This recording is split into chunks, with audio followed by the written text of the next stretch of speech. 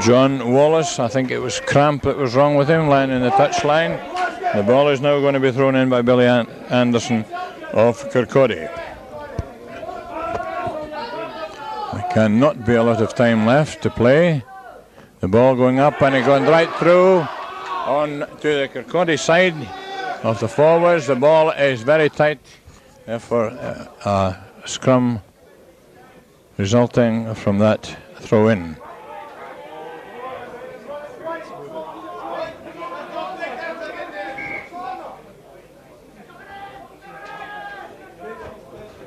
The ball is coming in now. The ball. And Ross Jewett being penalised for putting the ball in not straight into the scrum.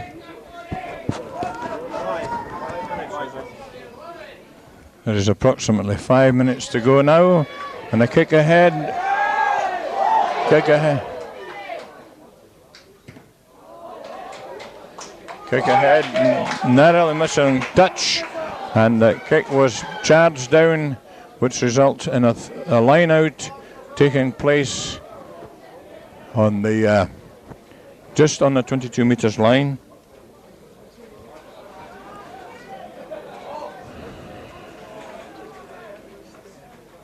Ball throwing in, broken through again, scrum. It's Jed put in. Jed put in this time for infringement. The ball coming back.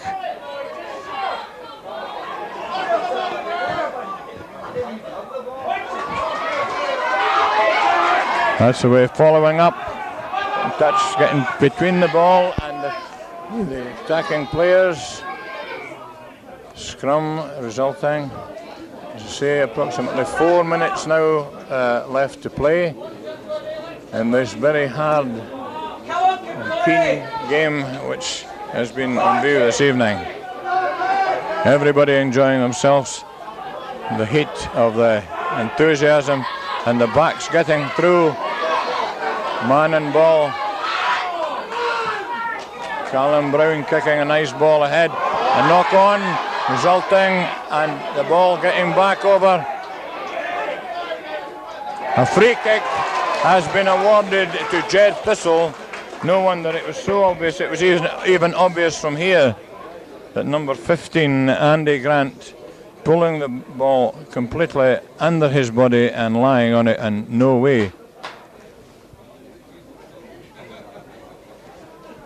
Now this kick is being taken by Andy Douglas, our the young standoff.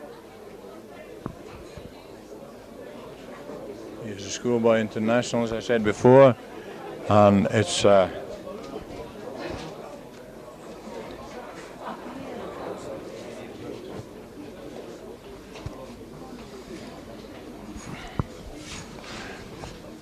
dead silence in here now. Everybody, I think some of them are even closing their eyes. It is the conversion. That is now 6 points to Jed Thistle. 6 points to Jed Thistle through one penalty conversion by Jamie Brown and one by Andy Douglas.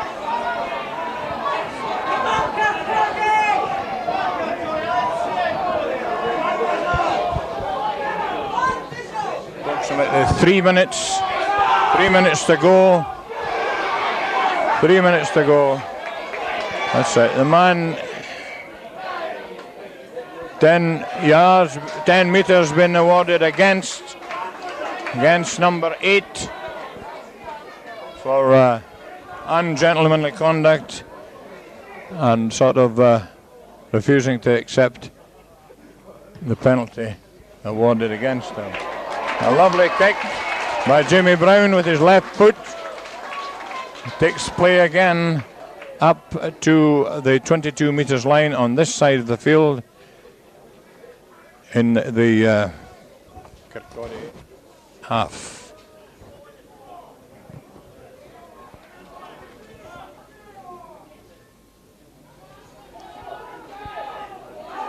That's Skeldon, McDonald, Gary Armstrong, Ronald Kilpatrick. The ball now moving out on their side. A kick ahead. The ball going into touch on the far side, just near the 10 metres line, through a break from a loose maul, and the kick ahead by Mark Adams.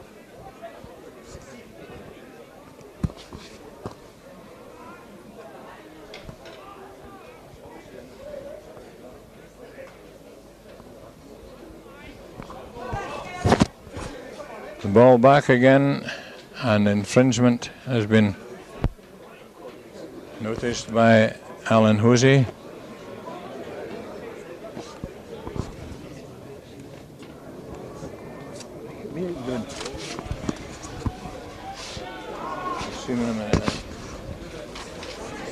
They get the ball.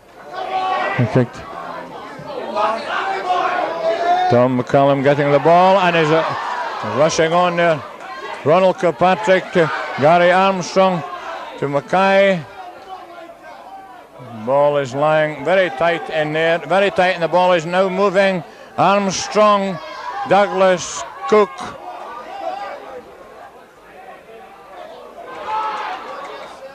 And a kick ahead by Cook was well taken up by number 14, John Dryborough.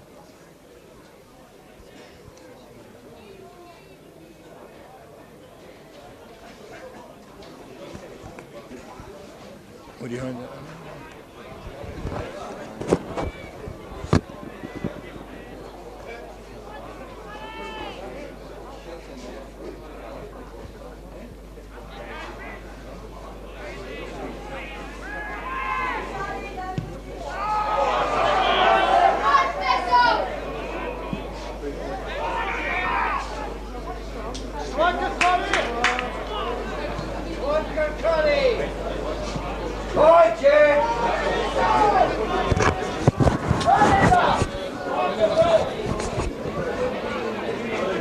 Time is now rolling on, and Jed Thistle are leading at the moment of 2 penalty goals, one by Jamie Brown and the other by Andy Douglas, 6 points to 0.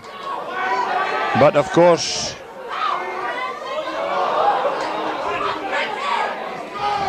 Paul Cook getting ball, a knock on by Michael Ferguson.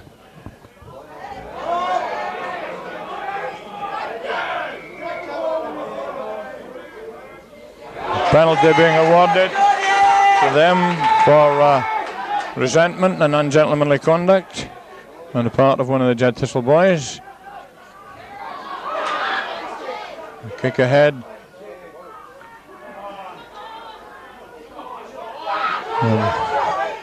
Ball kicked ahead.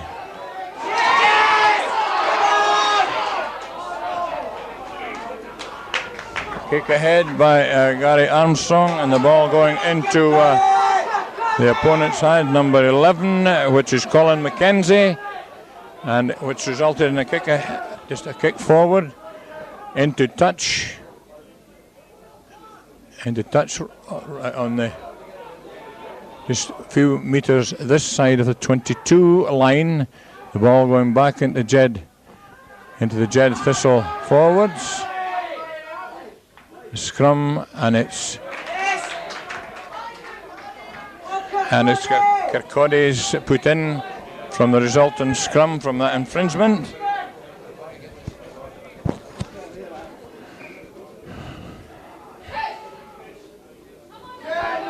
Ball getting back to them. Knock on.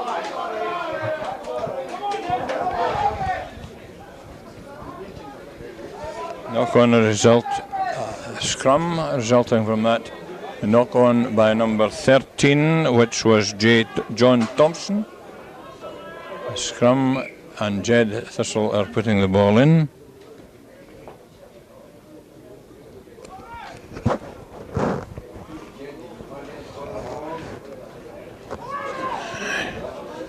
The ball breaking.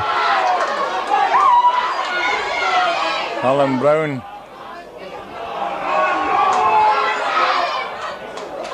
Well thrown back. Unfortunately, it went forward from Brian Moffat. And that is the result. That is the finish of the season. Jed Thistle having proved themselves to be worthy winners, having gone through the season without a defeat, including the semi-final and this, of course, the final.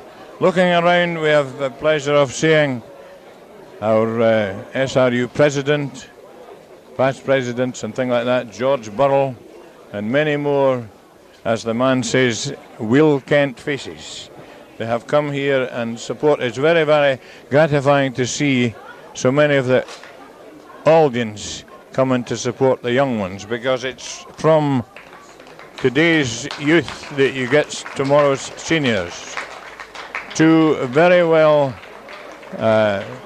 matched teams, well adjudged, and the ruling was tremendous by Alan Hosey.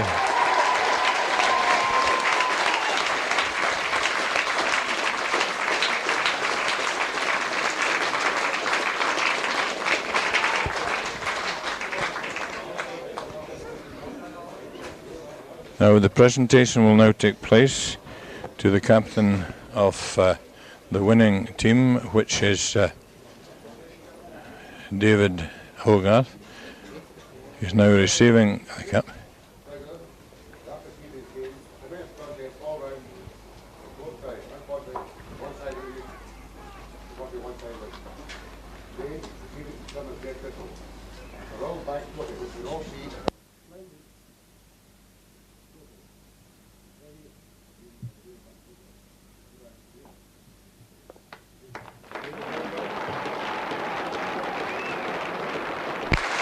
And I'm sure he'll be delighted personally and for his team.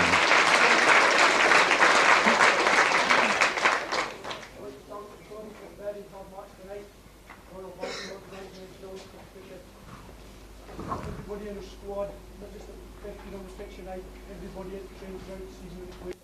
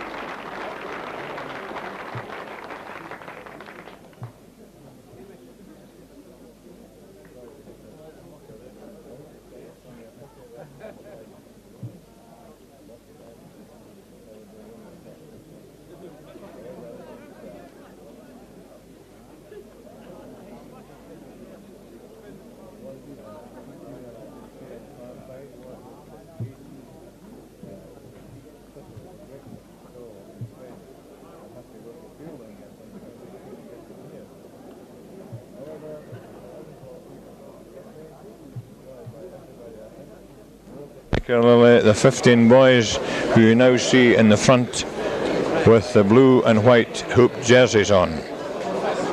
It's grand when the players are going talking to each other, and it's been a thoroughly enjoyable evening.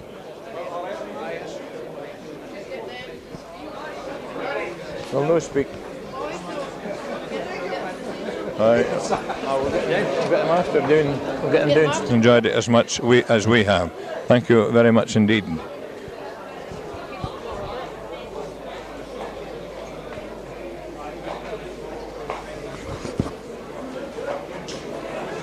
Thanks to Mark Gibson for his wonderful showing.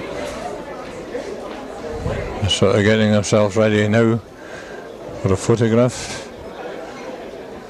I'll be very keen to have one of those, having won this for the first time. It's a wonderful record, having gone through the complete season without a defeat in the league or other friendly matches, etc.